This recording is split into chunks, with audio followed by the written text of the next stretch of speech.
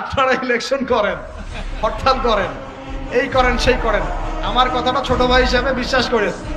আমি কোনো দলের মানুষ না, আমি সবার শুভাকাঙ্ক্ষী।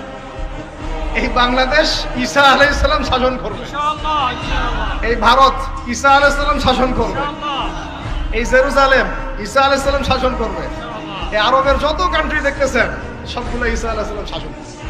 তার আগ পর্যন্ত আপনারা এই খেলা চালাইতে থাকেন, কোনো লাভ নাই, আস্তে আস্তে সব শেষ হয়ে যাবে। এখন একটা মজার প্রশ্ন, এই প্রশ্নটাই শেষ করি। ইমাম মাহদী আবার কখন আসবে? আমরা তো বুঝলাম ইমাম মাহদী আসবেন, তারপরে দাজ্জাল, তারপরে ঈসা আলাইহিস সালাম, তারপরে খেলাফত, এই তো। ইমাম মাহদী আবার কখন? আমাদের বুয়েটের মাহদী বের হয়, পাঞ্জাব থেকে মাহদী বের হয়, হ্যাঁ, বাংলাদেশের ওই কোনায় মাহদী বের হয়, সৌদি আরব থেকে ওই কোনা থেকে মাহদী বের হয় না? খুব ভালো করে মনে রাখবেন, যতক্ষণ এই বিশ্বে একটা মালহামা না হচ্ছে মাহদী আসছেন না। কথা ক্লিয়ার? এই বিশ্বে যতক্ষণ একটা মালহামা না হচ্ছে মাহদী আসছেন না। তিনি আসবেন ফাতিমা রাদিয়াল্লাহু আনহার বংশ থেকে। কার বংশ? তার আসল নাম মুহাম্মদ। কি নাম? তার নাক উঁচু, নাক একদম উঁচু, খাড়া, কপাল চওড়া, চেহারার গড়নটা আমাদের নবী সাল্লাল্লাহু আলাইহি ওয়াসাল্লাম। তার বাবার নাম হবে আব্দুল্লাহ, তার মায়ের নাম হবে আমিনা। তিনি দায়িত্ব নিতে চাইবেন না, তিনি দায়িত্ব নিতে চাইবেন না। তিনি দায়িত্ব না নেওয়ার জন্যে মদিনা থেকে পালিয়ে মক্কায় চলে আসবেন। ভয়ে আমাকে দায়িত্ব দিও না, এই ভয়ে। ও তিনি আরবি ভাষায় কথা বলবেন, বাংলা ভাষায় না।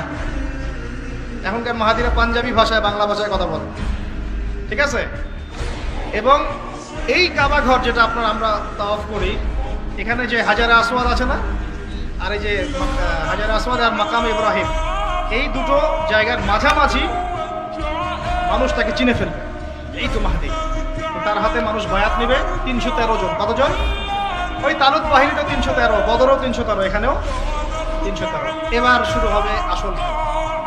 এবার প্রথমে ওই আরবেরই একটা গোত্র, বনু কালব। কোন গোত্র? এই বনু কালব এই ইমাম মাহদীর বিরুদ্ধে যুদ্ধ করবে, আল মাহদী এই যুদ্ধে জয়লাভ করবেন।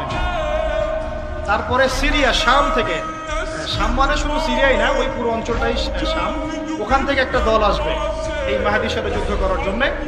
আল্লাহ পাক তাদেরকে মক্কা মদিনার মাঝখানে বাইদা নামক জায়গায় বসে। কোন জায়গা? কথা বুঝতে পারছি? এরপরে মুসলমানদের আর কোনো পতন নাই, আর পিছনে ফিরে তাকানোর কোনো সুযোগ নাই। মুসলমানরা আর মাথা নিচু করবে না ইনশাল্লাহ কোনো দিনের জন্য। তারপর চলতে থাকবে খালি ইসলামের বিজয় আর বিজয় আর বিজয় আর। আল্লাহু আকবার। এভাবে চলবে। তবে মাহদী কখন আসবেন? আগে মালহামা, তারপর মাহদী। মালহামা কি তাহলে? এটা হচ্ছে একটা বিশাল যুদ্ধ। এটা কি? কেমন যুদ্ধ? নবীজি বলেছেন, এই রোমকরা, ইউরোপিয়ানরা তোমাদের সাথে অচিরেই চুক্তি ভঙ্গ করবে এবং 80টা পতাকা নিয়ে তোমাদের বিরুদ্ধে ওরা যুদ্ধ করবে। এই মালহামাটা হবে ইরাকের ফোরাত নদীর নিচেই হোক আর পাশেই হোক, আল্লাহ ভালো জানেন। ওখানে সোনার পাহাড়কে কেন্দ্র করে। কি কেন্দ্র করে?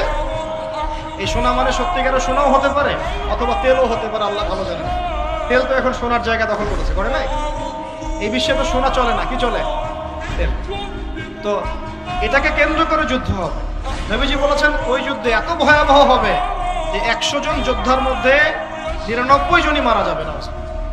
একটু মাথা খাটান যে এমন কোন যুদ্ধ কি হয়েছে পৃথিবীতে যেটাতে 100 জনের মধ্যে 99% মারা গেছে? তার মানে এটা হয়।